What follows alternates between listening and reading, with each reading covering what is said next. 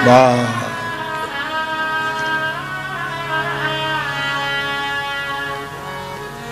आज का कथा संवाद शुरू हो इससे पूर्व पुनः एक बार सभी को व्यासपीठ से मेरा प्रणाम। जय सिया राम।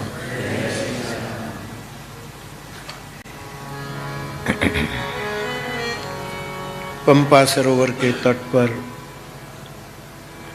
जिस सरोवर में संत के हृदय के समान जल भरा है, निर्मल जल है, जैसे कोई साधु का निर्मल हृदय हो।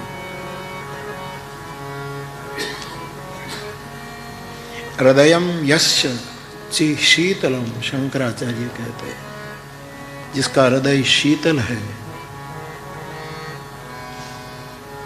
शंकर कहते हैं। यस्य चित्तम निर्विषयम, जिसका चित्त निर्विषय है। हृदयम यस्य शीतलम, जिसका हृदय बिल्कुल शीतल है। तस्य मित्रम जगत सर्वम, जगत गुरु कहते हैं शंकराचार्य। तस्य मित्रम जगत सर्वम, पूरा जगत उनके लिए मित्र है। तस्य मुक्ति कर स्थिता, इसके लिए मुक्ति उसकी मुट्ठी में है। संत हृदय जस निर्मल। महत्व की दो वस्तु, ये पंपा सरोवर के तट का प्रसंग है, इसीलिए जगत गुरु का स्मरण है। चित्त निर्विषय हो,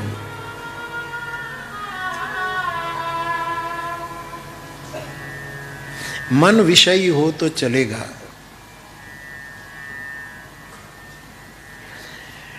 बुद्धि कोई विषय पकड़ करके चिंतन करे तो आवकार्य है, लेकिन चित्त विषयी नहीं होना चाहिए। विषयी चित्त योग में प्रवेश नहीं होने देता, और जीवन एक योग है, जीवन एक परम योगा है। लोग मुझे कहते हैं कि श्रावण महीना में कौन सा अनुष्ठान करें। मैं सालों से कह रहा हूं कि ये जीवन ही अपने आप में अनुष्ठान है। हम जो रोज जी रहे हैं उसको ठीक से जीना आ जाए तो ये जीवन एक अनुष्ठान है। अनुष्ठान को जीवन से विलग करने की जरूरत है। फिर भी सावन चल रहा है तो लोग पूछते हैं, आज भी किसी ने पूछा है कि सावन में अब आधा पौना तो चला गया, फिर भी जीवन सावन के अनुष्ठान का आप पूछते हैं। तो सावन में, विशेषकर सावन में, मैं आपको करता हूं, इसे निवेदन कर सकता हूं। सुबह सुबह रुद्राष्टक का पाठ करो। दोपहर को महिम्न स्तोत्र का पाठ करो, और पूजा अवसाने, क्योंकि रुद्राष्टक का पाठ करने से एक सात्विक सृष्टि निर्माण होती है। उज्जैन महाकाल के मंदिर में रुद्राष्टक कब उतरा? आकाश से उतरा है।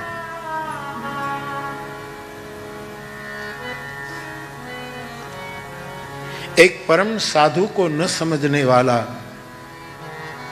एक तुच्छ जीव जो हरिहर में भेद करता था, जिसकी बुद्धि उग्र थी, धन के कारण वो मदमत्त हो चुका था और बहुत दंभ करता था। काकभूषुंडी जी,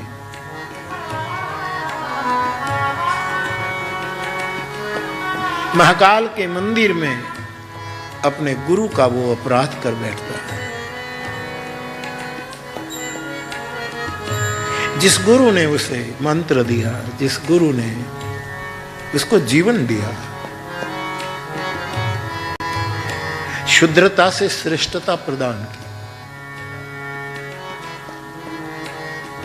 उसी शिष्य ने गुरु का अपराध किया, की जाए, लेकिन हमारे जैसों के लिए तो गुरु की जरूरत है।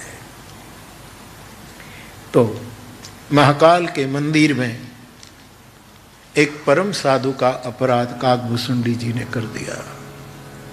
उसका गुरु समझाते थे कि हरिहर में बच्चा भेद न कर,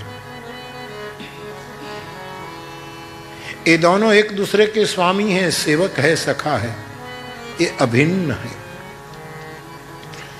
लेकिन काकभूषुंडी जी शिव के उपासक के कारण वो हरि की निंदा करता रहता था। फलस्वरूप वो अपने आप को ऐसा मानने लगा कि मेरे गुरु की समझ कम है, मेरी समझ गुरु से भी ज्यादा है। इसलिए महाकाल के मंदिर में काकभूषुंडी जी स्वयं कहते हैं, एक बार हर मंदिर जपत रहे शिव नाम में हो जाए, शिवत्व प्रकट हो जाए।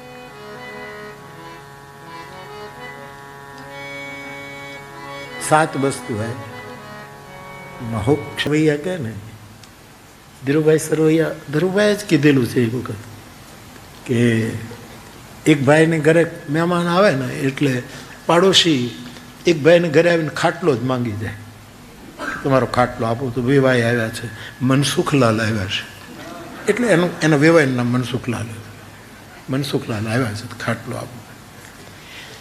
પેલા બિચારા એમ થાય કે આપો ને ભાઈ, વેવાય આવ્યા છે તો આપો. પણ પછી તો એ કાયમી થઈ ગયું. કોઈ પણ વેવાય મનસુખલાલ આવ્યા પછી બે ત્રણ દિવસ પછી કોઈક તનસુખલાલ આવ્યો, વળી પાછો એ ખાટલો માંગવા જાય, વળી ખાટલો માંગવો, એમને એક પરંપરા થઈ ગઈ. હવે એ માણસ પૂરો કંજૂસ હતો, એક બે વખત તો ઠીક, પણ રોજ ખાટલો માંગે. એટલે એણે શું કર્યું, ખાટલાના બે પાયા કાપી નાખ્યા, બે રાખ્યા. હવે એમાં તો શું કેમ કે બે પાયા ઊંચા હોય ને ઓલું આમ નીચું હોય તો કદાચ આમ થોડાક આપણે કારની સીટ થોડીક ઓલી કરીને સૂતા હોઈએ એવું થાય. પણ તોય પાડોશી આવે કે પાછા મનસુખલાલ આવ્યા છે, ખાટલો આ બધો બે પાયાવાળો છે, લઈ જાય. પેલું કે બે પાયા તો બે પાયાવાળો ખાટલો લઈ જાય. પછી એને ઘરે લઈ જાય, બે પાયા તો હતા, પછી બે ડબ્બામાં ખાલીમાં વેકરો ભરે, એ લગાડે અને એના ઉપર એક મૂકે અને એક ચાદર પાથરી મનસુખલાલને કહે બેસો. એ પછી બે પાયાવાળું શરૂ થયું. પેલાને એમ થયું કે આ તો બહુ કરવું શું. એટલે પછી એણે શું કર્યું કે એ જે ખાટલાની જે ઈંટ હતી લાંબી, એને દિવાલમાં ખાડા કરીને ખોથાવી, એટલે બે પાયા રહે અને પેલી દિવાલમાં, અને બંધ કરી દીધું.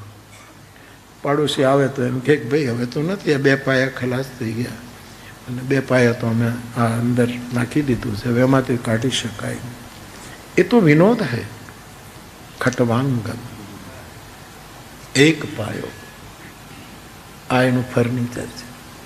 महोक्ष खटवांगम परशु, शस्त्र एकमात्र. त्रिशूल तो है ही, लेकिन गंधर्वराज को त्रिशूल से ज्यादा अच्छा लगा परशु, फरसा, कुहाड़ा, ये उनका शस्त्र है.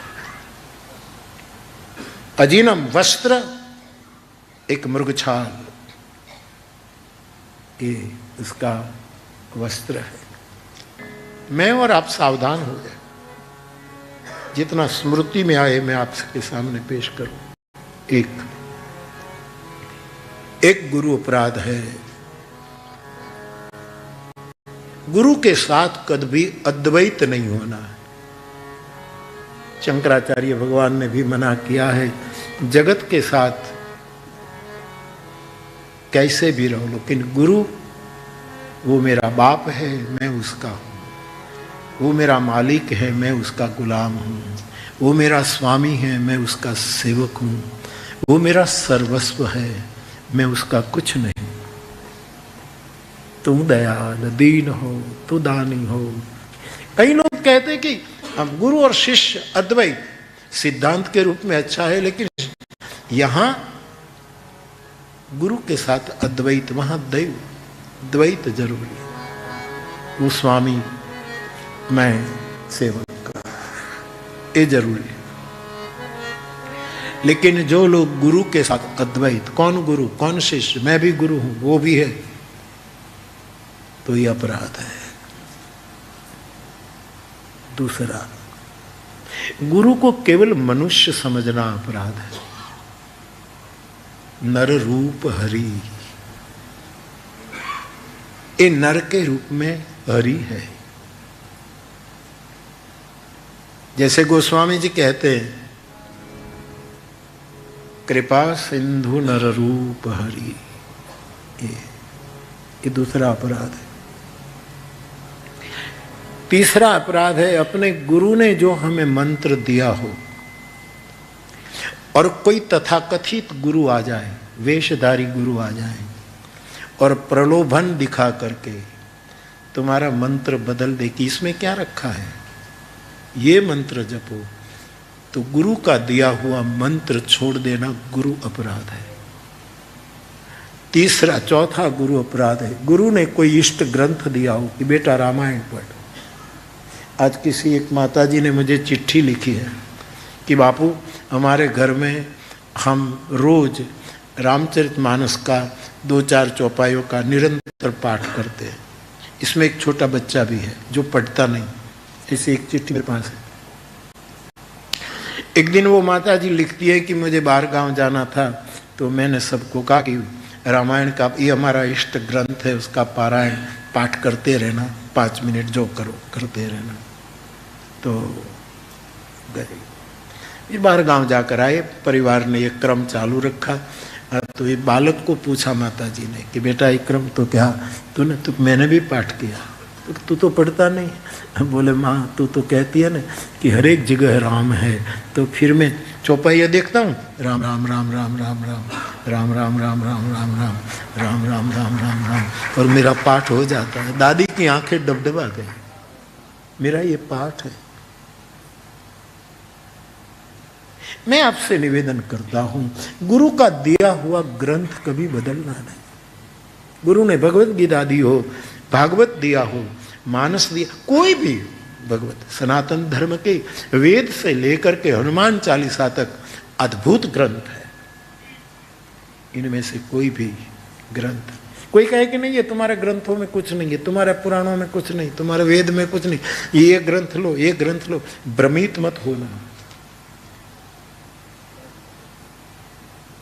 कलयुग के पंजों फैलाए हुए से सनातन धर्म को चूथने के लिए, ऐसे समय में सावधान रहिए। कम से कम व्यासपीठ के पास जितने आ गए वो जरा सावधान रहे, फंसे ना।